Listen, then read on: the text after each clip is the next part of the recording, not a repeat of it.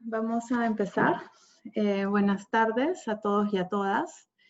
Quiero darles la bienvenida a la primera sesión de la cuarta serie de conversatorios denominados Latinoamérica y COVID, dedicados al funcionamiento de la justicia durante la pandemia.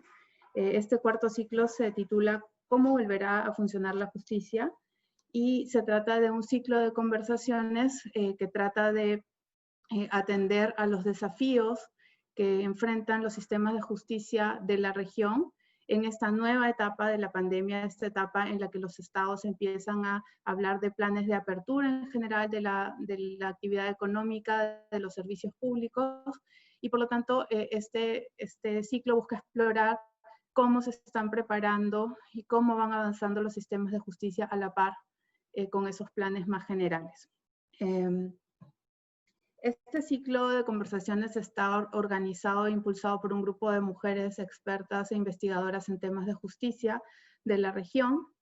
Y esta primera sesión va a estar dedicada a los planes de apertura durante la pandemia. Y para eso hemos invitado a 3 panelistas muy destacados que les voy a presentar. Tenemos a Carolina Villadiego, ella es abogada colombiana, asesora legal para América Latina de la Comisión Internacional de Juristas. Buenas tardes, Carolina, y muchísimas gracias por acompañarnos. Tenemos también a Cristian Riego Ramírez, él es un abogado chileno, es profesor de la Universidad Diego Portales de Chile y ha sido director del Centro de Estudios de Justicia de las Américas, CEJA. Buenas tardes, Cristian, muchas gracias. Buenas tardes, tenía el micrófono apagado. Y Hola. finalmente tenemos con nosotros también a Carlos Guerrero, abogado mexicano, es cofundador y presidente de una organización denominada Derechos Humanos y Litigio Estratégico Mexicano, una organización muy activa que litiga y tiene mucho contacto con el sistema de justicia y viene haciendo seguimiento a la evolución del sistema de justicia a nivel federal en México. Buenas tardes, Carlos. Buenas tardes, gracias. Bueno, el tema de hoy, como les mencionaba, es el de los planes de reapertura. En la región tenemos algunas experiencias un poco más avanzadas que otras. Estamos en un momento en que recién, podríamos decir que en general los sistemas de justicia empiezan a dar algunos signos de estar pensando en medidas para empezar a ampliar los servicios de justicia. Recordemos que iniciada la pandemia, más o menos en la segunda semana de marzo, casi la totalidad de los sistemas de justicia suspendieron plazos procesales, audiencias y en general redujeron la actividad jurisdiccional al mínimo, ¿no? Y por lo tanto, hablar de una reapertura supone, entre otras cosas, el levantamiento de estas suspensiones y el atender la demanda natural que va unida a ese levantamiento, más la nueva demanda que viene vinculada a los nuevos conflictos, a las nuevas necesidades de tutela que ha generado la pandemia, ¿no? Y sus efectos socioeconómicos especialmente. Entonces quería introducir este tema un poco hablando de una experiencia que nos lleva un poco más la delantera a América Latina, que es la experiencia de España, porque en España el Consejo General del Poder Judicial aprobó el 16 de junio pasado un plan de choque, lo que han denominado un plan de choque que contiene 60 medidas y que acaba de ser publicado el día de hoy. No quiero comentar en extenso esas medidas, pero sí decirles, por ejemplo, que la elaboración de este plan de choque tuvo como antecedente unas directrices donde estaban claramente establecidos cuáles eran los objetivos de este plan de choque, cuál iba a ser la metodología y los principios que iban a guiar estas medidas, ¿no? Y entre los principios la eficacia, es decir, identificar qué medidas tienen más impacto o impacto más directo y su implementación es más rápida. Especificidad es el segundo principio en el sentido de que no todas las medidas son para todos los órdenes jurisdiccionales, que hay que establecer medidas específicas para el orden civil, criminal, laboral, contencioso administrativo, y también la globalidad en el sentido de que esta reflexión debe contemplar todo el abanico de posibles medidas, desde las administrativas, reglamentarias, hasta aquellas que incluso requieren una reforma legal, ¿no? Para que todas estén puestas sobre la mesa y que sean dialogadas y coordinadas con los principales afectados, que son los usuarios del servicio de justicia, y también con los jueces y magistrados. Entonces, para hablar de estos temas y cómo vamos en América Latina, hemos invitado a estos panelistas y vamos a empezar por la experiencia colombiana, que creo yo que es una de las más avanzadas, y para eso le doy la palabra a Carolina, que nos va a comentar un poco cómo van estas cosas en Colombia. Muchas gracias, Úrsula. Buenas tardes para todas y para todos, y buenas tardes también para Cristian y para Carlos, que me acompañan en este panel el día de hoy. Mi presentación va a girar, digamos, en 3 puntos esenciales. Por un lado, primero voy a resumir un poco las medidas que se adoptaron entre mediados de marzo y principios de junio. Luego voy a pasar a lo que el Consejo Superior de la Judicatura ha denominado como el plan de normalización del servicio de justicia, que tiene unas reglas que en principio empiezan a regir a partir del 1 de julio. Y luego voy a pasar como a mencionar rápidamente algunas preocupaciones esenciales sobre el plan de reapertura propuesto por el Consejo Superior de la Judicatura. Entonces paso a lo primero, que es un resumen general de lo que ha pasado en los últimos 3 meses. En términos generales, en Colombia, digamos, el Consejo Superior de la Judicatura a esta altura ha sacado más o menos unos 16 acuerdos y como más de 20 circulares específicas, y varios de esos acuerdos circulares giran en torno a cómo debe funcionar o cómo está funcionando el sistema de justicia en estos tiempos de pandemia. Las primeras medidas se tomaron más o menos a partir del 15 de marzo y luego se han ido adoptando otras varias medidas. En términos generales, si tuviera que hacer un resumen de las medidas, yo diría que son básicamente 5 las adoptadas. Por un lado, igual que en otras partes, como ya mencionó Úrsula, suspensión de términos procesales en gran parte de los procesos judiciales. En segundo lugar, una continuación de la prestación del servicio en determinadas actuaciones, tutela, habeas corpus, y a medida que ha ido pasando el tiempo, el Consejo ha ampliado las excepciones en las cuales se levantan los términos y se sigue prestando el servicio. Una tercera tiene que ver con ampliación, digamos, a temas que no estaban inicialmente considerados, como por ejemplo procesos de adopción o medidas de protección. Y una cuarta medida tiene que ver con adopción de trabajo remoto para los servidores judiciales y finalmente, digamos, el uso de tecnologías de información y comunicaciones para el trabajo judicial, y eso implica para las audiencias virtuales, sesiones virtuales de los plenos, entre otras. Ese ha sido como un resumen general de las medidas que ha adoptado el Consejo de la Judicatura en estos meses. Es importante mencionar que en todo caso, hay toda una serie de medidas que adoptó de manera independiente la Jurisdicción Especial para la Paz, que está un poco fuera del contexto del Consejo de la Judicatura, y que también otras altas cortes han tomado medidas propias, como la Corte Constitucional. Y con esto, entonces, quiero pasar a mencionar rápidamente las medidas de lo que se conoce como el Plan de Normalización del Servicio de Justicia.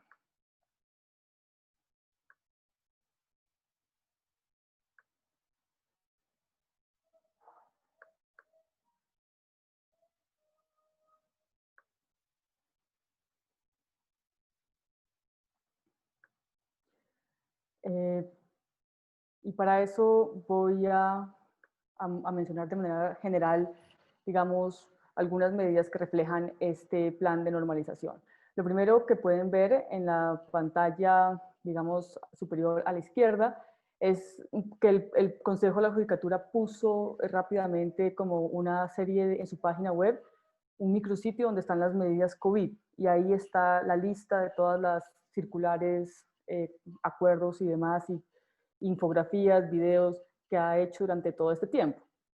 En la parte superior derecha está digamos, el acuerdo específico que tiene este plan de normalización, que es el acuerdo que está 11567 del 5 de junio de 2020. ¿Cuáles son, en términos genéricos, digamos, los puntos centrales que tiene este acuerdo que se llama de normalización, de levantamiento de la suspensión de términos judiciales y también digamos, la normalización del servicio de justicia. Tiene básicamente, digamos, 8 puntos centrales, como todo el plan de normalización que propone el Consejo de la Judicatura en este tiempo. Uno primero, claro, es el levantamiento para suspender, o sea, el levantamiento de la suspensión de los términos procesales, eso es lo primero, y ahí establece algunas medidas. Lo segundo es que establece que a partir del 1 de julio de este año habrá una regla, la regla del trabajo sería la regla de trabajo principalmente virtual, y que la atención al público va a ser principalmente virtual. Esa es como la regla general de trabajo a partir del 1 de julio, que es a partir de cuando se ha establecido que se hará, digamos, este levantamiento de la suspensión de términos procesales. La tercera, digamos, gran medida, esquema general, es que el Consejo establece que hay una presencialidad de los servicios de justicia en determinados casos cuando sea necesario, aunque no está muy claro, digamos, cuáles son las condiciones específicas que harían esa necesidad, no está totalmente establecido, y que en principio la capacidad para atención al público y funcionamiento de los juzgados es del 20%. Es decir, que en principio los juzgados no deberían tener más de 20% de capacidad de ocupación, y para eso vamos un poco a la cuarta medida, que es que establecen que va a haber horarios de trabajo y también horarios de atención al público. Una quinta medida es que establece unas reglas generales para el ingreso a los juzgados. Sexto, establece reglas de bioseguridad que se deben generar. Séptimo, establece unas reglas específicas sobre el uso de tecnologías de información y comunicaciones. Y aquí, por ejemplo, establece unas medidas generales sobre la atención que va a ser principalmente a través de Internet, pero también algunas cosas telefónicamente, los planes de digitalización de expedientes, entre otras medidas. Y octavo, este plan de normalización también tiene, digamos, las condiciones generales de trabajo. Este plan salió, como está en la pantalla, el 5 de junio y le da al Consejo y en general a la rama judicial hasta el 1 de julio un poco para prepararse, porque en principio se entiende que comienza, digamos, lo que el Consejo ha denominado la normalización de la prestación del servicio a partir del primero de julio. En la pantalla les coloqué un poco algunas de las cosas que ha sacado el Consejo entre el 5 de junio y hoy 25 de junio. Si ustedes se dan cuenta, por ejemplo, hay varias de las jurisdicciones específicas, o sobre todo de las seccionales a nivel territorial, han sacado un protocolo de medidas de control para la atención de la contingencia de COVID-19 en los despachos. El que tengo en pantalla a la izquierda es el que en principio se diseñó para todo lo que tiene que ver, por ejemplo, con la atención en Bogotá. Y ahí estos protocolos lo que tienen es reglas muy específicas de cuáles son las condiciones para entrar a los despachos judiciales, qué datos se van a recolectar, uso de tapabocas, uso de seguridad. También hay unas reglas específicas, por ejemplo, sobre que se puede dejar que se pueden retirar los computadores de las sedes judiciales cuando, por ejemplo, las personas necesiten el computador para su casa, entre otras. Hay una serie importante de medidas sobre limpieza de sedes judiciales, entre otras. Luego, si ustedes se dan cuenta, en la pantalla está en el centro lo que se llama, digamos, el manual para el ciudadano para el envío de la acción de tutela y del habeas corpus en línea. Uno de los aplicativos que ha trabajado la rama judicial en este tiempo es la posibilidad de presentar acciones de tutela, que son las acciones que permiten la protección de derechos fundamentales, y el habeas corpus a través de Internet. Abajo puse el link que, según lo que ha indicado el Consejo Superior de la Judicatura, inicia y comienza a funcionar a partir del 1 de julio, y es donde se va a poder generar, digamos, y presentar y erradicar las acciones de tutela de manera virtual. Y también hay, por ejemplo, otra serie de aplicativos y de manuales que ha promulgado la rama judicial, como el manual de usuario, por ejemplo, el aplicativo de la firma electrónica, entre otras. Abajo encuentran el link donde está, digamos, como todas las medidas que se han dispuesto en el marco de la rama judicial frente al COVID, y están todas estas circulares y demás. Entonces, como pueden analizar, digamos, hay un plan de normalización, y uno de los elementos esenciales es en este tiempo ha sido ver cómo se va a implementar de manera concreta ese plan de normalización del funcionamiento de la justicia y cómo empieza a funcionar a partir del 1 de julio. Y con esto, digamos, quiero pasar a la tercera y última parte de esta presentación, que es cuáles son algunas de las preocupaciones que hay en torno a, digamos, la puesta en marcha, ¿no?, de este plan de normalización.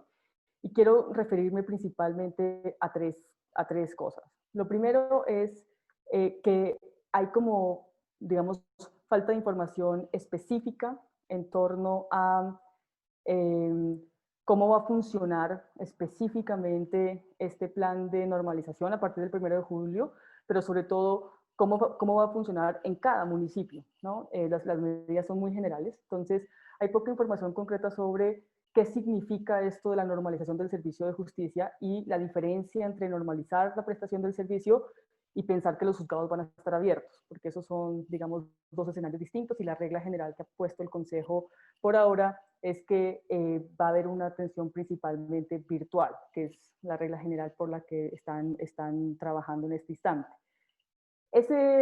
Digamos, esa falta de información más específica sobre la forma en la que va a trabajar también puede generar un problema adicional, y es que se venga una serie de aglomeraciones en los juzgados el 1 de julio, que es el próximo miércoles, o después, y que entonces vaya a haber digamos, un incremento del contagio de COVID. Y por eso es que es tan importante que haya una serie de explicación muy concreta y real frente a qué significa este plan de normalización y cómo va a iniciar su implementación. Entonces, en eso además hay que tener en cuenta que en general los niveles de contagio de COVID en Colombia varían de municipio a municipio. Hay unos municipios donde no hay registros de COVID, y entonces la normalización del servicio de justicia podría ser muy distinto a otros donde claramente hay unos incrementos del COVID de manera importante. Un segundo grupo de preocupaciones tiene que ver con, digamos, las dificultades que también entrañan en sí misma la fuerza de la justicia virtual. ¿A qué me refiero? Básicamente dos. Una de ellas es que, digamos, hay una brecha digital y por lo tanto no todos tienen el mismo tipo de acceso a Internet. Pero segundo, y de manera importante, está el asunto de que hay que reflexionar un poco más, con más claridad sobre las garantías del debido proceso en juicios orales o audiencias de control de detención. Y el último punto, básicamente también tiene que ver con que hay unos problemas en la infraestructura de los juzgados de la rama judicial, y esto implica que se necesita claramente, digamos, revisar esto. Y con esto termino mi presentación, que creo que además ha excedido el tiempo. Muchas gracias.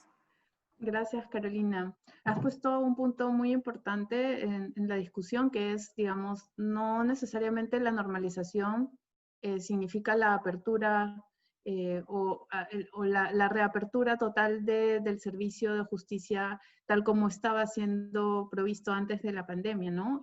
Mucha de esta normalización en varios de los casos de la región supone el uso de tecnologías que permiten la tramitación electrónica de solicitudes, y esa no era la normalidad antes de la pandemia, ¿no? Entonces, bueno, tenemos también aquí en el panel el caso opuesto, el caso de Chile, que es un país cuyo servicio de justicia realmente se ha visto poco afectado por la pandemia en el sentido de la demora en la tramitación de las causas, porque ha seguido funcionando de manera virtual como ya lo venía haciendo desde antes de la pandemia. Entonces, esta situación también plantea sus propios desafíos.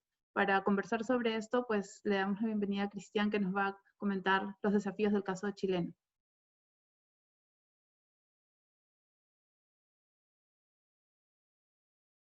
Tu micrófono está bloqueado, Cristian. Disculpa, yo los saludo en primer lugar y agradezco la invitación.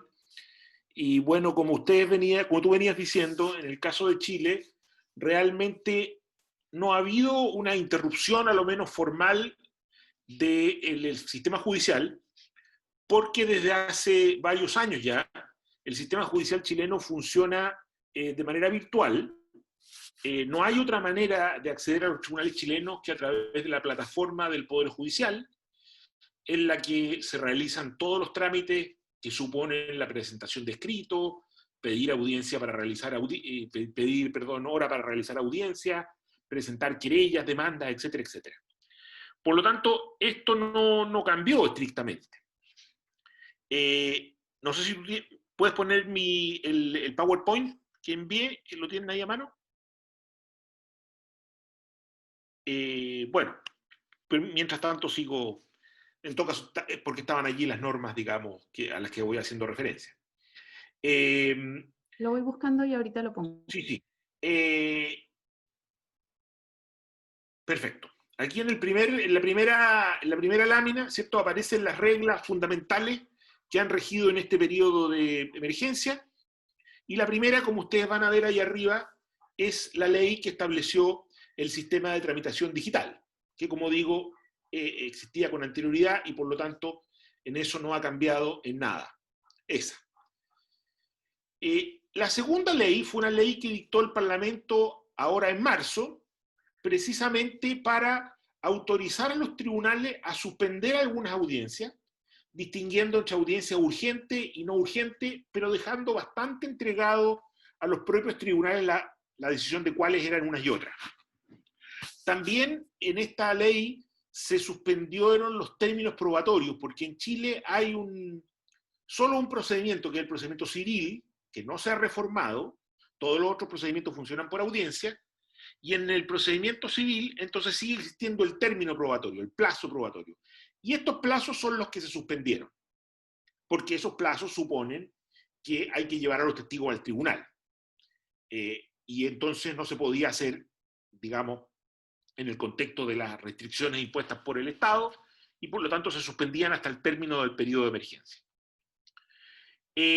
La Corte Suprema, a su vez, ha dictado también varias normas para implementar básicamente lo dispuesto en esta ley, estableciendo algunos criterios de suspensión, pero en general entregándole bastante a los tribunales locales la facultad de administrar esto. En Chile los tribunales funcionan, son tribunales colectivos con múltiples jueces, y cada uno de estos tribunales está gobernado por un consejo de jueces, y han sido estos consejos de jueces los que han ido dictando las reglas específicas para determinar el desarrollo de cada una de las audiencias.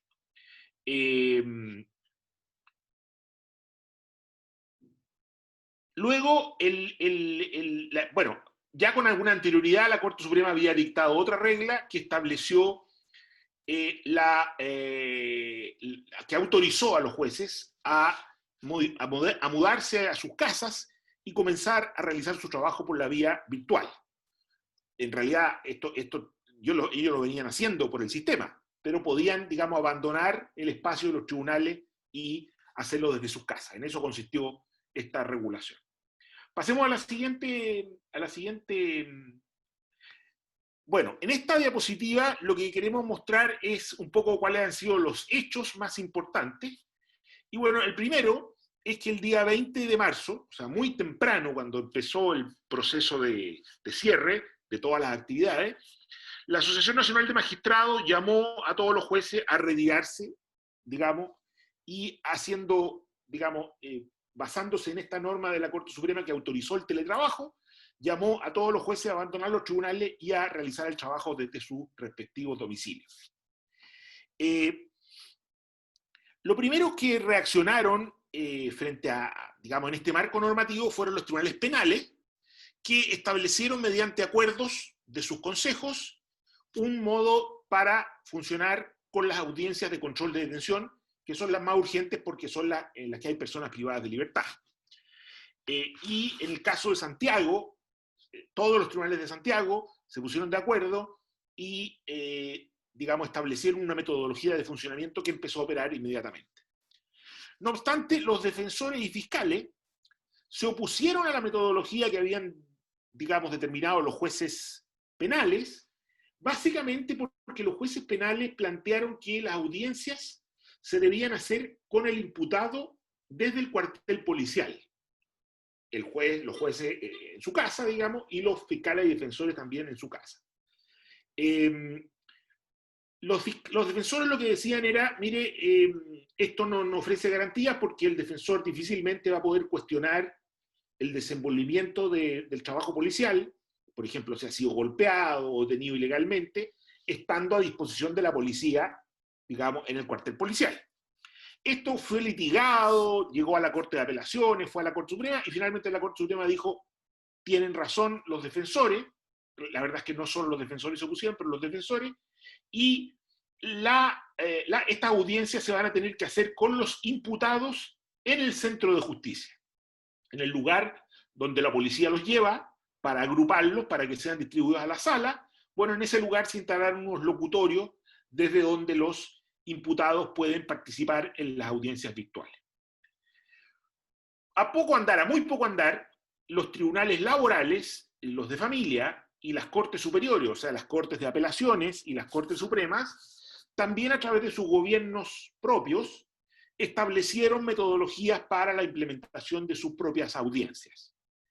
Y yo diría que actualmente, cierto, sin perjuicio de alguna demora, todos estos tribunales están funcionando con cierta regularidad, en el sentido de que se están haciendo las audiencias y los procesos están avanzando, se están realizando, digamos, no solo los trámites escritos que ya se hacían por la plataforma virtual, sino también los trámites con audiencia por la vía de, digamos, conexiones parecidas a esta, digamos,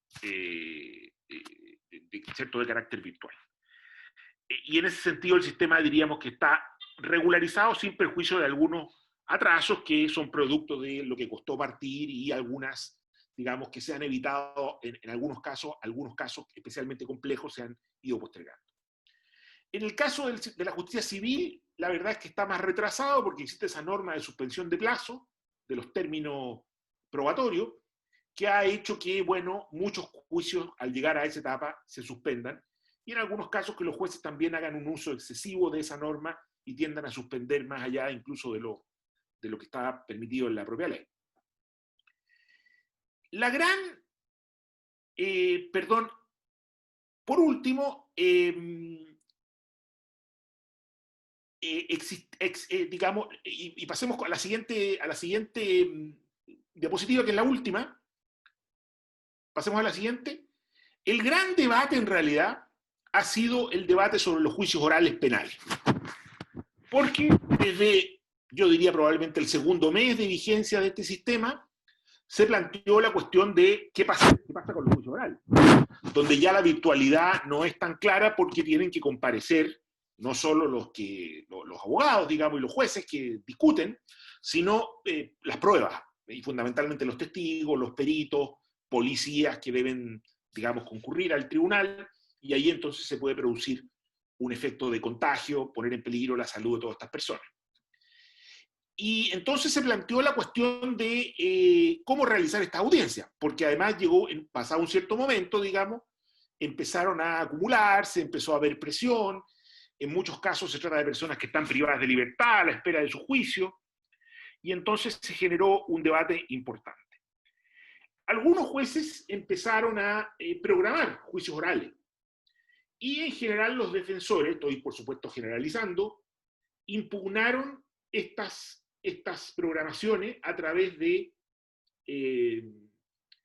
recursos de amparo, llamamos nosotros, te diría, tutelas preventivas, pidiéndole a las Cortes Superiores que suspendieran estos juicios por no existir las condiciones para realizar un juicio oral respetuoso de las garantías de este modo virtual.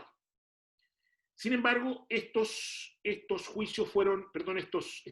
tutelas, diríamos, fueron rechazadas por los tribunales superiores y por lo tanto los tribunales superiores dieron el vamos, como quien dice, a ir adelante.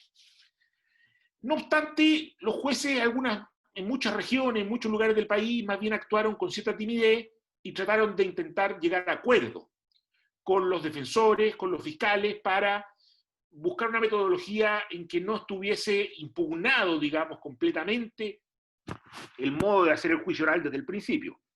En algunos casos se llegó a acuerdo respecto de un número limitado de casos, por ejemplo, casos en los cuales no había real adversarialidad, que en realidad se trataba de casos en los cuales había acuerdo sobre los hechos fundamentales, pero en general hubo un cierto, digamos, bloqueo por los desacuerdos entre los distintos actores.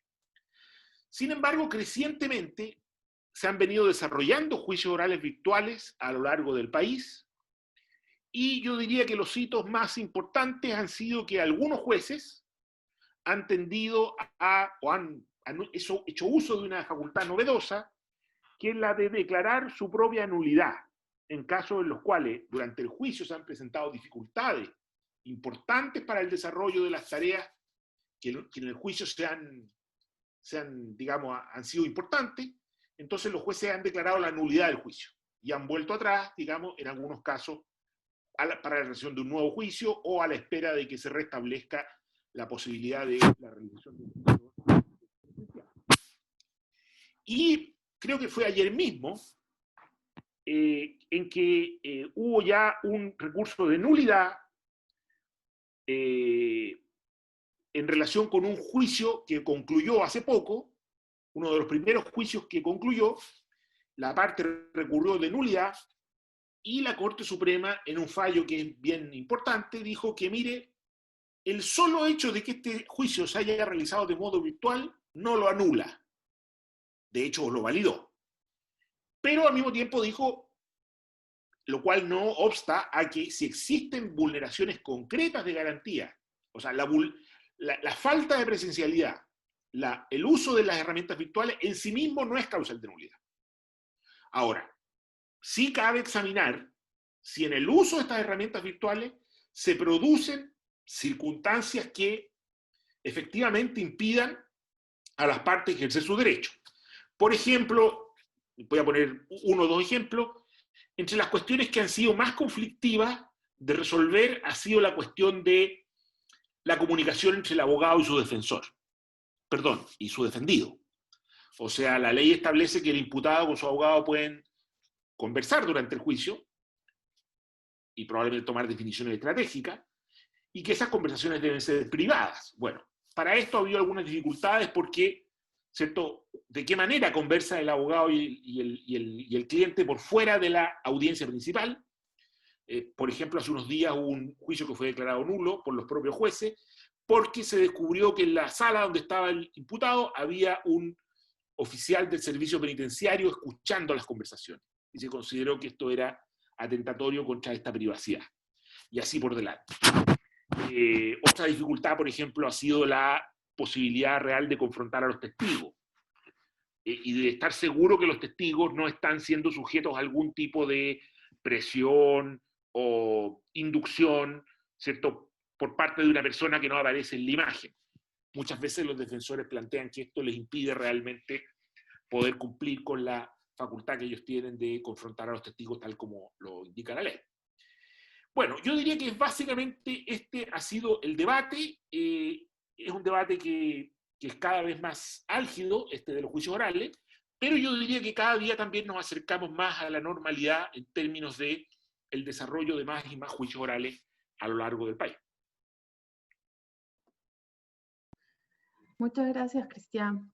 Es muy interesante el caso chileno en que las soluciones han partido de los propios jueces y de los consejos de jueces más que de una autoridad única de gobierno administrativa, porque esa posibilidad les ha permitido a los jueces, por ejemplo, penales, tener unas soluciones distintas que los jueces civiles y más adecuada a la situación, ¿no? Justamente revisando este plan de choque del Consejo General del Poder Judicial Español, una cosa parecida se prevé para el caso de medidas destinadas a colectivos especialmente vulnerables, y la posibilidad, por ejemplo, de negociar entre las partes y el juez la continuación de ciertos actos procesales es lo que se sugiere, incluso respecto de los plazos procesales, en los casos de colectivos vulnerables que los mismos afectados, las personas vulnerables puedan negociar con los jueces y con los abogados la extensión de los plazos para que, digamos, no se les coloque nuevamente en una situación de más vulnerabilidad, ¿no? Ahora vamos a pasar a comentar un caso también muy especial, que es el caso de México, porque México es un estado federal. Entonces, hay también la posibilidad de estas múltiples soluciones a nivel estatal y a nivel federal, lo cual puede ser una ventaja, pero también puede ser una desventaja dependiendo de cómo se mire. Entonces, para hablar de estos temas, te doy la bienvenida a Carlos. Muchas gracias, Úrsula, y muchas gracias por la invitación al grupo de mujeres expertas e investigadoras en materia de justicia. Efectivamente, creo que una de las primeras aclaraciones que tienen que hacerse, la adelantaba ya un poco Úrsula, y es que México es una federación y por lo tanto tenemos 33 casos sobre sistemas de justicia que tienen que ser resueltos o que han tenido que ser resueltos en este proceso de COVID-19.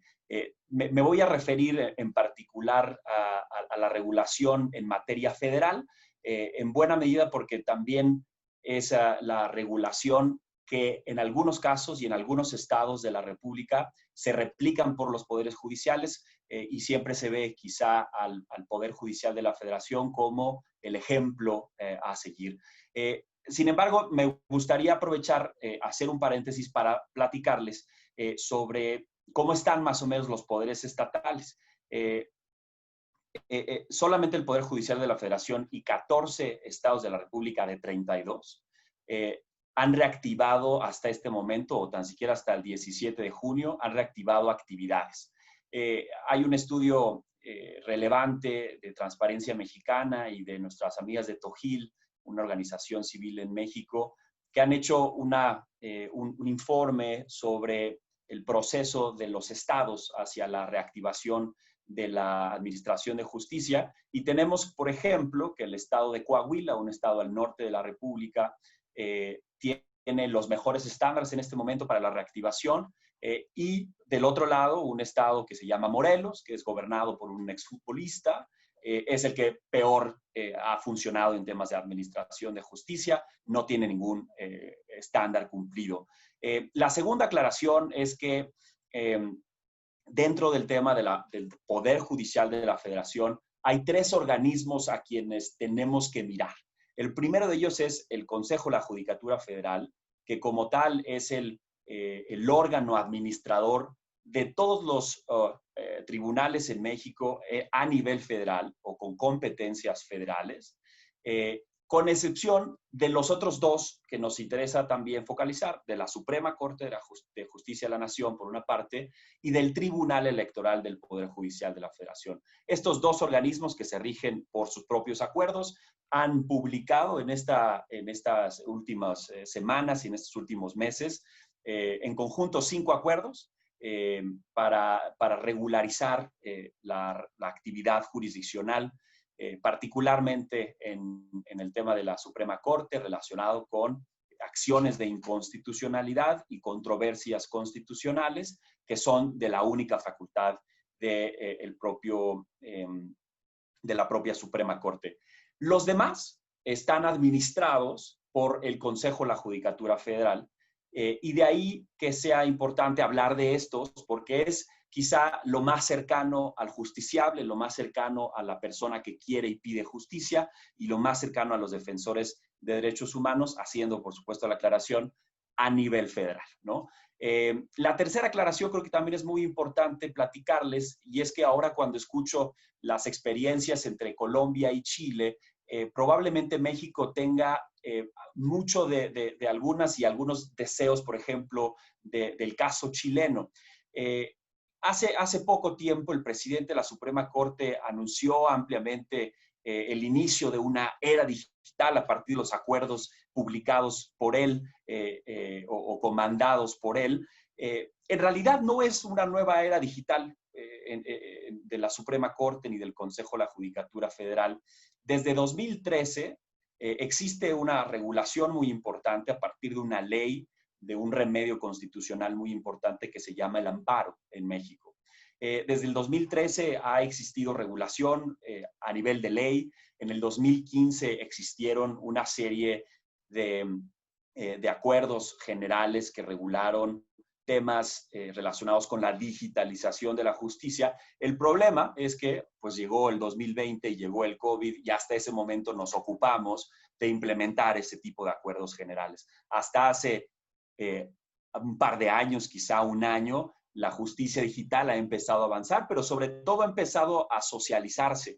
Creo que es importante siempre decir que no importan tanto los acuerdos que se puedan llegar a publicar y la perfección que pueda tener cada uno de esos acuerdos, sino en realidad la implementación que esos acuerdos puedan tener sobre el justiciable, pero también sobre los integrantes del Poder Judicial, en el caso de México, el Poder Judicial de la Federación. Y a partir de ello, entonces, me voy a centrar ya en estos últimos 2 meses y para tal efecto les voy a compartir mi pantalla para platicarles pues, cuál ha sido el desarrollo de la Administración de Justicia en estos últimos 2 meses. De manera particular, son dos los acuerdos que llamamos las primeras acciones del Poder Judicial. El Acuerdo 4-2020, con el que el Poder Judicial de la Federación se subió a esta transición que implicaba atender el tema relacionado con el coronavirus. Publicaron este primer acuerdo general, en lo que dijeron fue, se cierran los tribunales, se paralizan los términos judiciales y solamente habrá asuntos urgentes que tribunales de guardia van a poder resolver. ¿Cuáles eran los tribunales de guardia? Se definieron. ¿Cuáles eran esos asuntos urgentes? No se definieron. Y por lo tanto, durante 1 mes y medio existieron muchos problemas de interpretación de lo que debía entenderse por un asunto urgente. Había casos, naturalmente, de incomunicación, de privación de la libertad, que eran bastante claros, ¿no? Pero había otros que podían encontrar pues, una interpretación de los propios jueces y juezas de México y que al final de cuentas fueron rechazados, esos que cayeron sobre la discrecionalidad general de los jueces. El segundo de los acuerdos es el 8-2020, que se publicó 1 mes y medio después, el 27 de abril, y en el que dijeron, bueno, reanudemos parcialmente las actividades. Esa reanudación va a implicar que continuemos los asuntos, pero simplemente aquellos que ya estaban en etapa de resolución, ¿no? Tanto por juzgados como por tribunales colegiados. Los juzgados integrados por un juez, los tribunales colegiados integrados por 3 jueces, 3 magistrados, como le llamamos aquí en México. Y el segundo gran cambio fue que ya definieron, ahora sí, cuáles eran los asuntos urgentes que debían atender los propios juzgados. En una lista enunciativa, le llaman ellos no limitativa, dijeron en todas las materias, desde un tema penal hasta un tema de concursos mercantiles, hasta un tema de juicio de amparo, de violación de derechos humanos, se definieron entonces cuáles eran esos temas. Ahora, ¿qué pasó después de ello? Bueno, pues estos 2 acuerdos, el 12 y el 13, publicados por el Consejo de la Judicatura Federal, son acuerdos publicados recientemente, el 8 de junio, entrando en vigor el 9 de junio, en el que se intentaron regular 2 temas concretamente. En el Acuerdo General 12-2020, lo que se pretendió regular esencialmente fue un tema relacionado con la integración de expedientes electrónicos, vista la digitalización que estábamos buscando en el Poder Judicial de la Federación. Y por otra parte, la utilización de videoconferencias para la celebración de audiencias y diligencias judiciales. Esto nos tenemos que preguntar si es algo nuevo y como les decía en la tercera de las aclaraciones del inicio de mi exposición, no es algo nuevo. En realidad, este acuerdo general reformó en buena medida un acuerdo del 2015. Lo socializó un poco a la situación que estamos viviendo ahora, hizo énfasis en cómo se iban a revisar la presentación de las demandas y promociones judiciales, cómo se iban a hacer la revisión de los expedientes, sobre todo cómo se iban a notificar electrónicamente, cómo se iban a consultar inclusive las propias notificaciones, los expedientes. Entonces, ha habido una serie de cambios que a partir de eso nos ha llevado ahora a platicar del Acuerdo General 13-2020, que también fue publicado el 8 de junio, y que en digamos que está vista un poco más la apertura o la reapertura hacia la nueva normalidad, porque ya dice pues que se van a seguir atendiendo asuntos urgentes de aquí al 30 de junio, ¿no? Probablemente este momento del 30 de junio vaya a cambiar y se vayan a transferir estos estos periodos hasta agosto, porque la situación en México hoy por temas de COVID es terrible, ¿no? A nivel inclusive mundial. Se van a seguir atendiendo asuntos urgentes, se van a continuar los asuntos urgentes que se iniciaron en el pasado, se van a empezar a resolver casos tramitados en el pasado físicamente, en papel, pero solamente en aquellos casos en los que ya esté pendiente únicamente la resolución. Y otro tema de la nueva normalidad o hacia la nueva normalidad, para ya concluir con mi exposición, es la recepción, trámite y resolución de casos en línea, siempre y cuando todas las partes puedan acceder o tengan las llaves digitales o tengan las firmas electrónicas llamadas aquí en México para poder acceder y hacer revisión de expedientes. Para no pasarme un poco más de mi tiempo, hay pues una serie de oportunidades, retos y críticas que ya hemos podido identificar a lo largo de estos 2 meses con la experiencia de algunos juicios que hemos tramitado, pero que puedo esperar para abrirlo en todo caso al tema de preguntas y respuestas. Muchas gracias, Carlos. Bueno, en general, muchas gracias a todos nuestros panelistas. Tenemos varias preguntas de nuestro público asistente y quisiera empezar a formulárselas. También algunas otras que yo quisiera como introducir en esta discusión, pero vamos a empezar por las de nuestro público. La primera son 2 preguntas, están dirigidas a Cristian. La primera tiene que ver con la brecha digital, ¿no? ¿Cómo han podido en Chile superar la brecha digital? Entiendo que si ya todo estaba virtualizado, entonces ese problema lo han resuelto desde mucho antes, ¿no? Y la segunda pregunta es si podrías un poco explayarte en el modelo de autogobierno de los tribunales. La siguiente pregunta es para Carlos y tiene que ver con las herramientas de unificación de criterios, ¿no? Porque una de los objetivos de los planes debiera ser resolver la mayor cantidad de casos con el menor esfuerzo posible, ¿no? Y además sin afectar el derecho de igualdad ante la ley.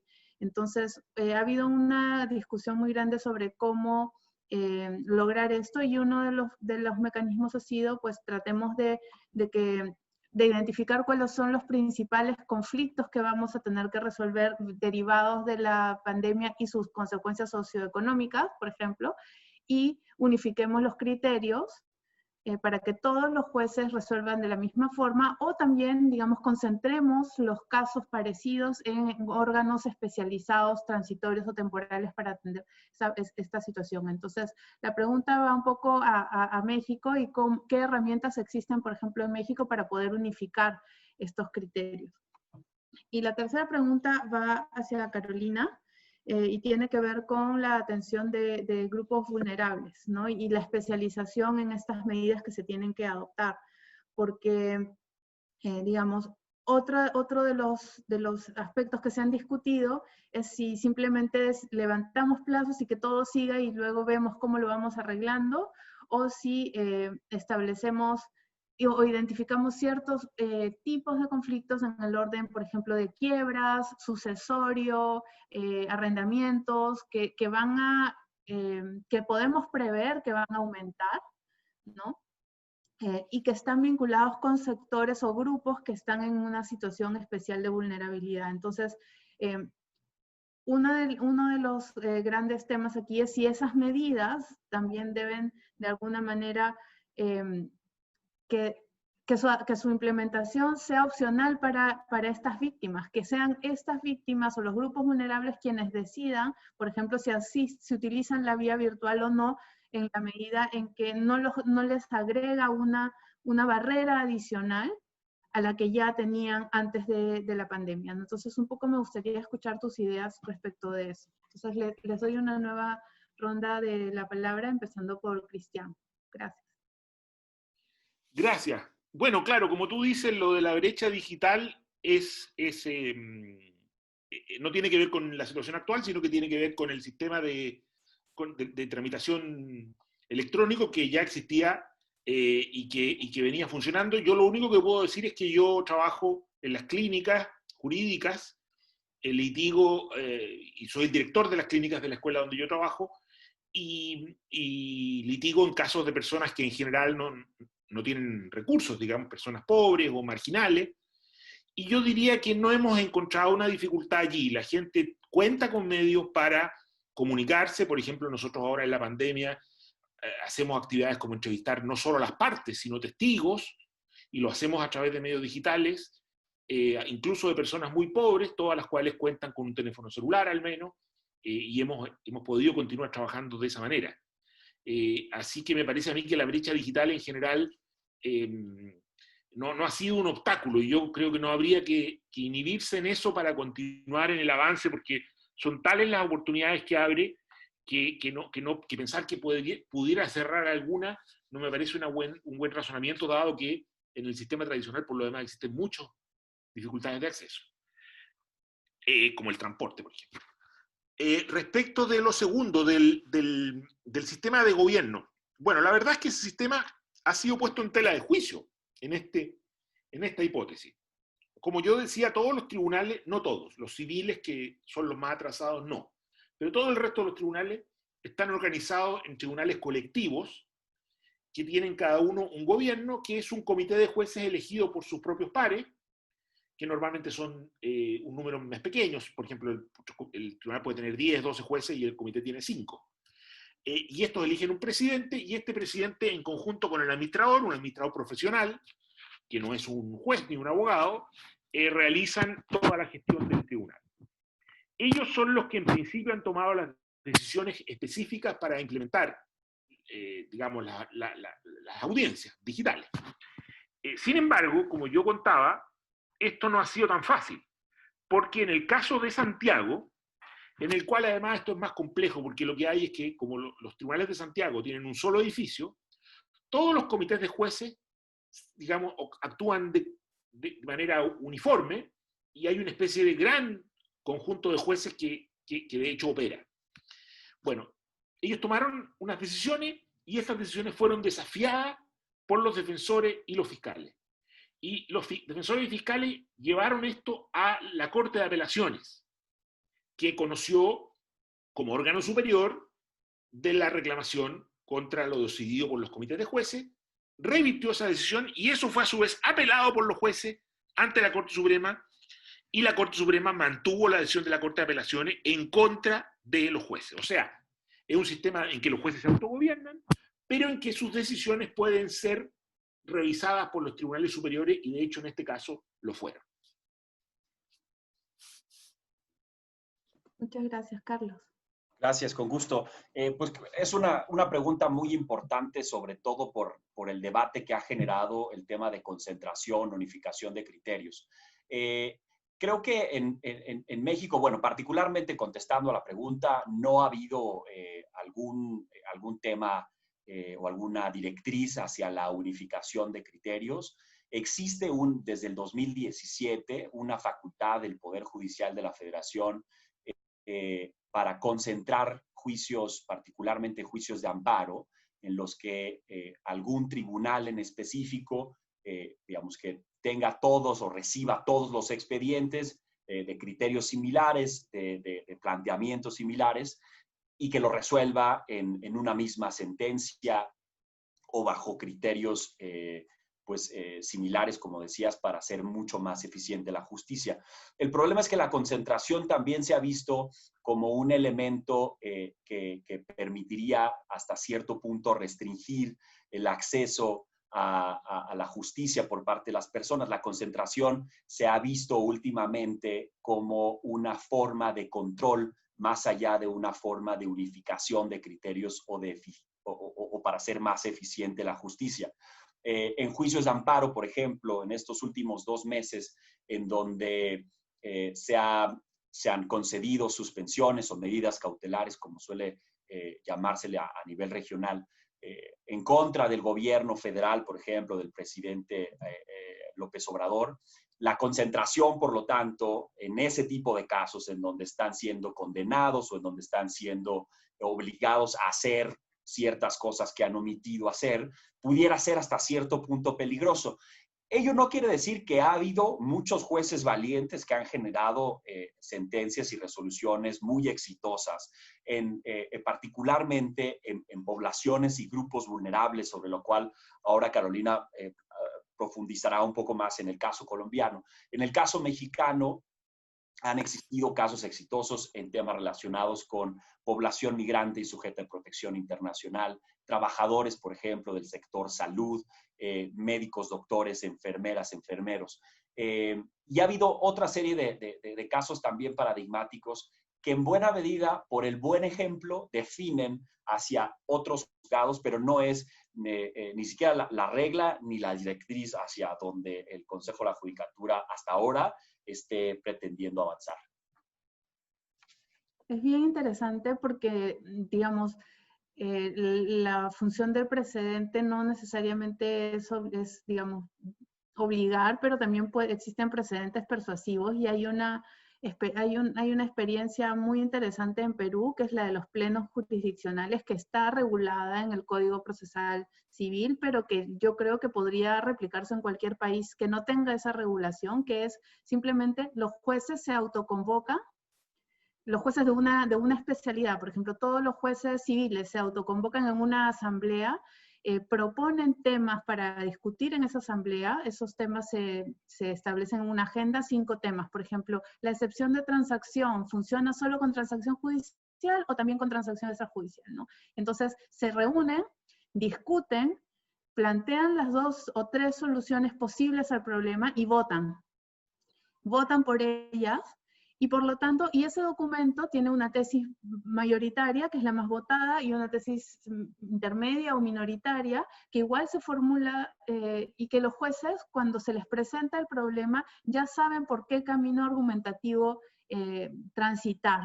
Aún ellos no pueden no estar de acuerdo con la tesis mayoritaria, pero ya tienen la argumentación que la sustenta, ¿no? Y eso es, digamos, un ejercicio un poco de la libertad de asociación judicial. Es una solución que partió de los propios jueces y que después del tiempo fue reconocida normativamente. Entonces, me parece una experiencia interesante en cuanto a unificación de criterios. Me estoy robando el tiempo de Carolina. Adelante, Carolina, perdón. Bueno, muchas gracias. Pues mira, yo creo que la situación de personas que están en condiciones de vulnerabilidad, claro, primero que todo, se incrementa la vulnerabilidad con la pandemia en sí mismo por afectaciones a derechos a trabajo, a salud, a educación y demás. Y en el caso específico de la respuesta del sistema de justicia, yo creo que hay que mirar como varias aristas. Por un lado, en Colombia no es posible desconocer la brecha digital. Es cierto que hemos incrementado la conectividad, pero por ejemplo, la diferencia entre el acceso en zonas rurales a zonas urbanas es muy significativa.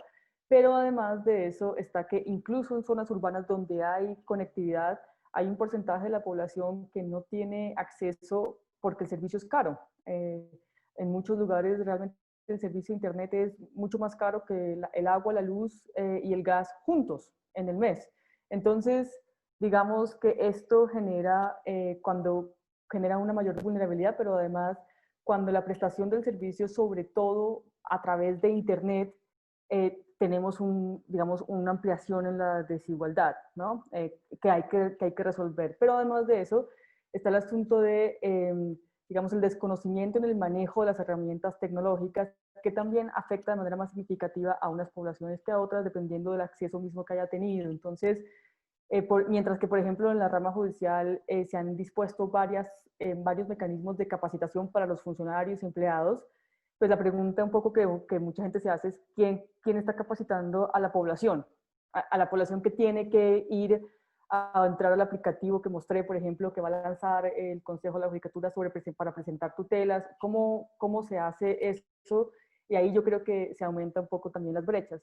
Y luego hay unas preguntas que son un poco más específicas, y es, por ejemplo, yo creo que tendríamos que mirar con más detalle quién está garantizando el acceso a la justicia de niños y niñas, sobre todo con escuelas cerradas, particularmente, por ejemplo, los temas de afectación por temas de violencia. Mucha violencia sucede al interior realmente de la familia, y a veces, claro, las escuelas cumplían un rol importante en denunciar estos casos. Aquí la pregunta que surge es, quién está protegiendo el acceso de niños y niñas a la justicia, de sus casos, y así sucesivamente. Entonces yo diría que por un lado hay que reflexionar sobre todos estos problemas, pero tratar de brindar las soluciones efectivas para que, como decía Cristian, no se trata de cortar la virtualidad, sino ver un poco qué medidas inmediatas tomamos para acompasarnos y garantizar mejor acceso a la justicia.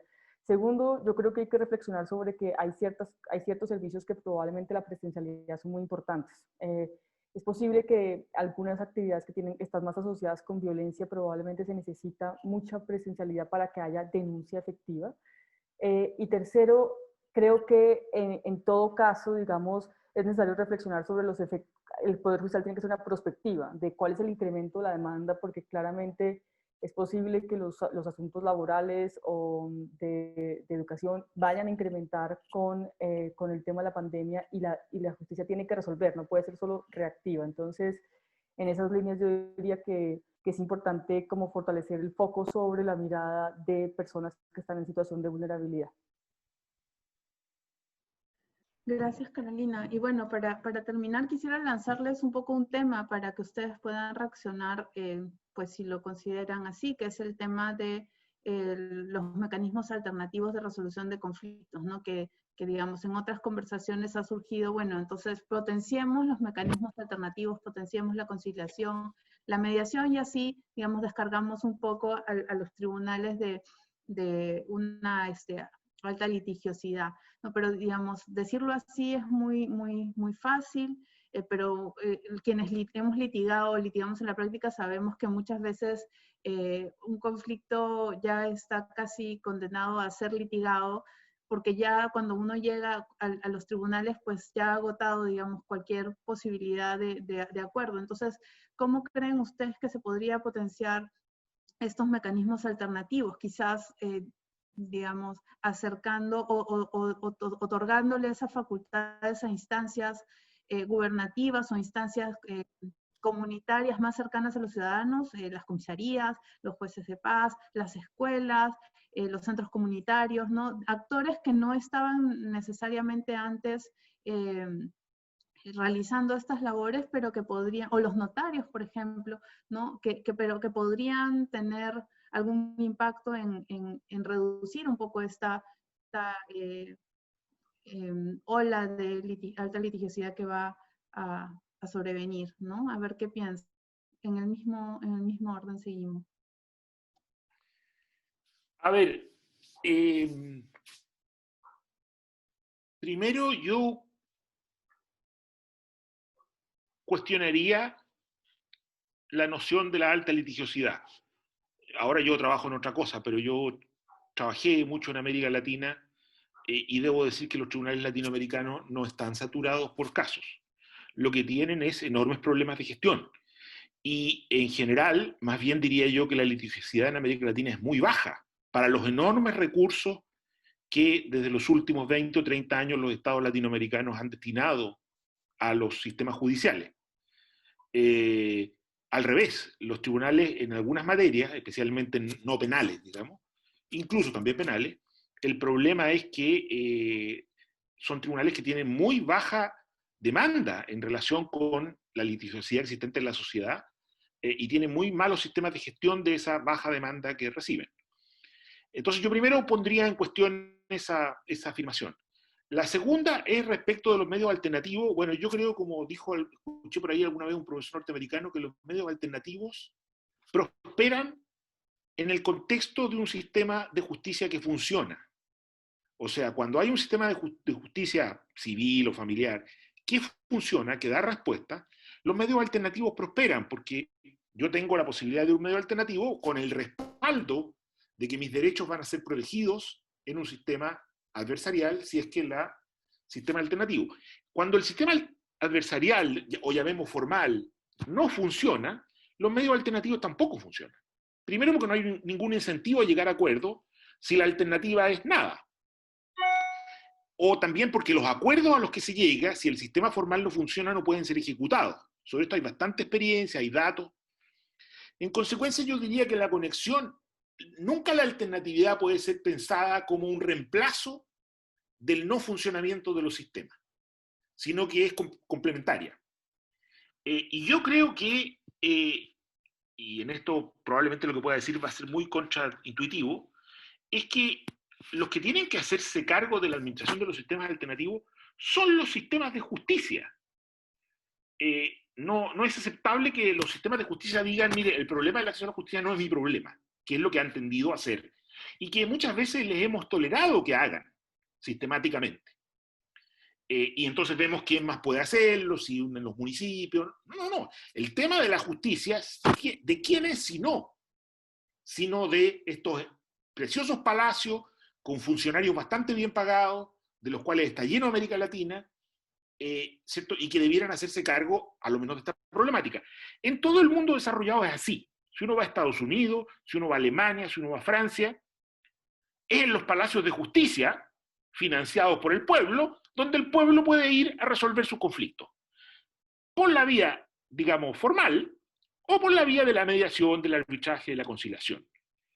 Desgraciadamente en América Latina los juristas han dicho, no, esto no es materia nuestra. Los juristas, digo, los poderes judiciales, los jueces. Esto no es asunto nuestro. Y entonces los gobiernos han dicho, bueno, ¿y de quién más? Y los han instalado en una serie de lugares donde realmente nunca han funcionado muy bien.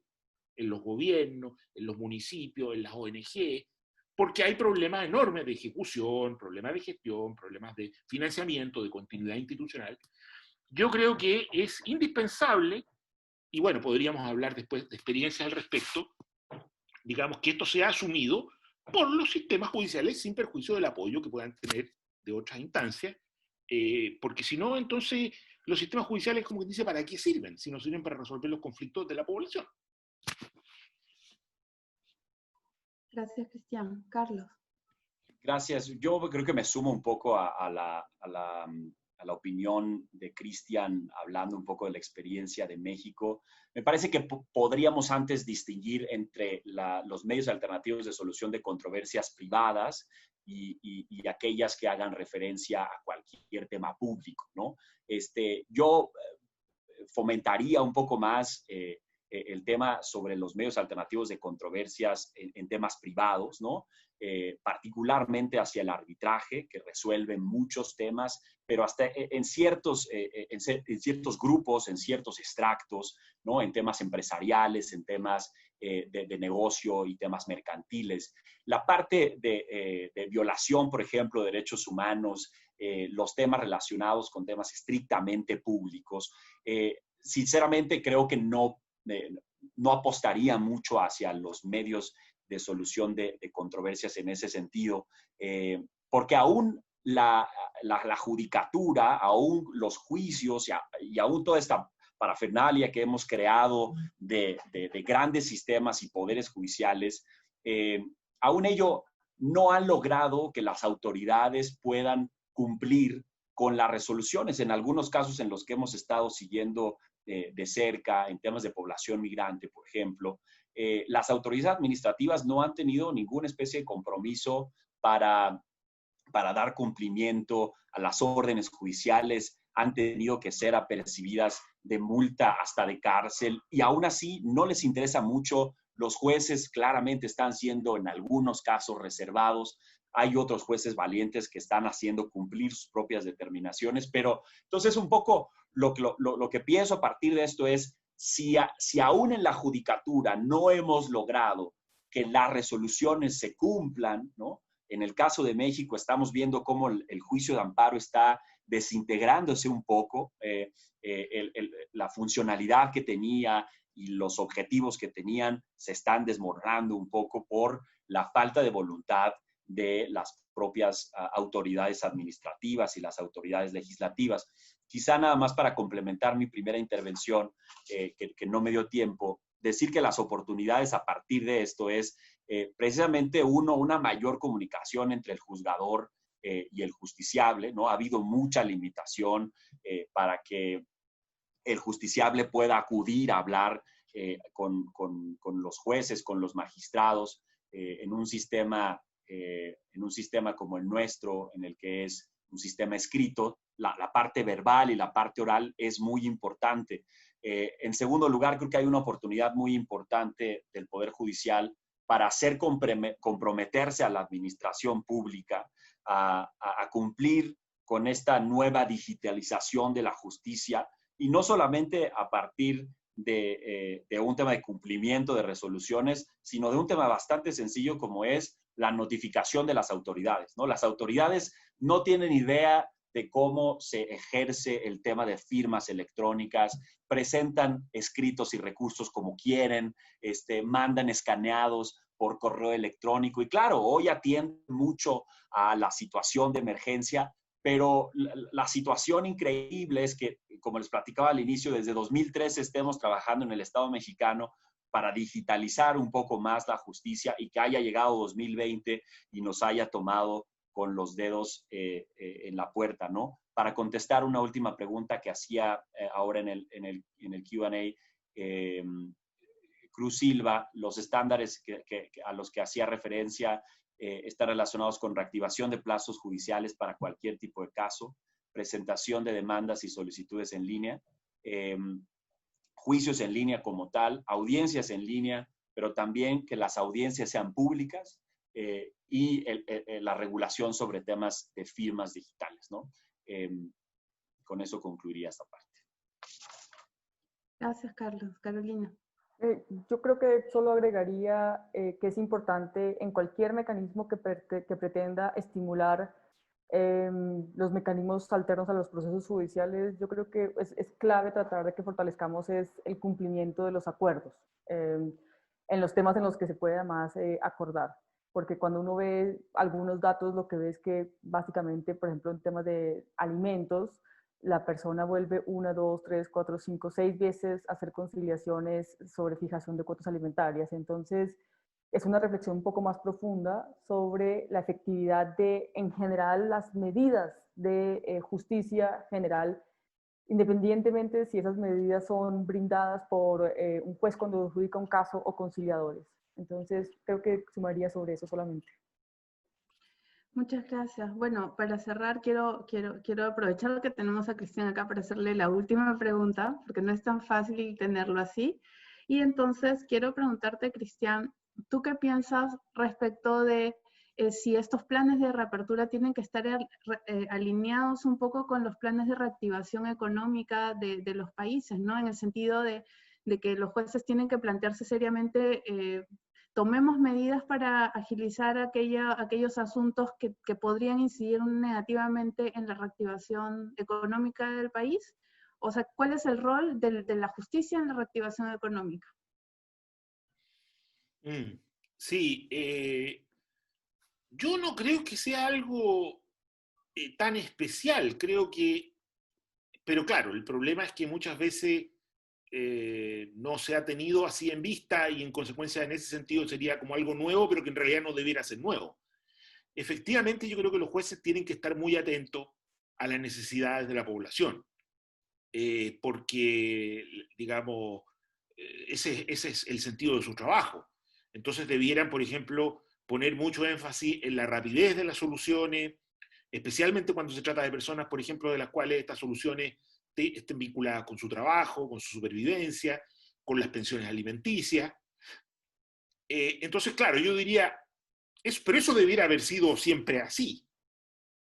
Como quizás eso no ha sido tradicionalmente así, ahora nosotros decimos, bueno, tenemos que poner un especial énfasis y a lo mejor desde algún sector, desde el propio, de los órganos de gobierno debería venir un llamado a los jueces en el sentido de alertarlos especialmente a que digamos, pongan énfasis en la resolución de los problemas que tengan un componente social, dada el dramatismo de la situación que estamos viviendo.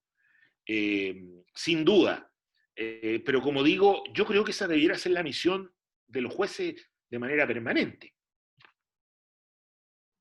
Bueno, muchas gracias y yo creo que con esto podemos ir cerrando este webinar. Solamente, además de agradecerles a nuestros panelistas, y por la interesante conversación de hoy, quiero también invitar a nuestros oyentes a nuestro siguiente webinar, que es el próximo martes 30, a la misma hora, en el que vamos a conversar sobre los procesos de reforma judicial y la pandemia, ¿no? Vamos a hablar de aquellos casos nacionales donde ya había un proceso judicial, un proceso de reforma judicial profundo en curso, o digamos, ha sido impulsado durante la pandemia, que son casos muy específicos, el caso de México, el caso de Perú y el caso de Guatemala. Entonces los esperamos también en esta nueva conversación, y nuevamente muchísimas gracias a nuestros panelistas y a nuestros participantes por acompañarnos el día de hoy. Gracias.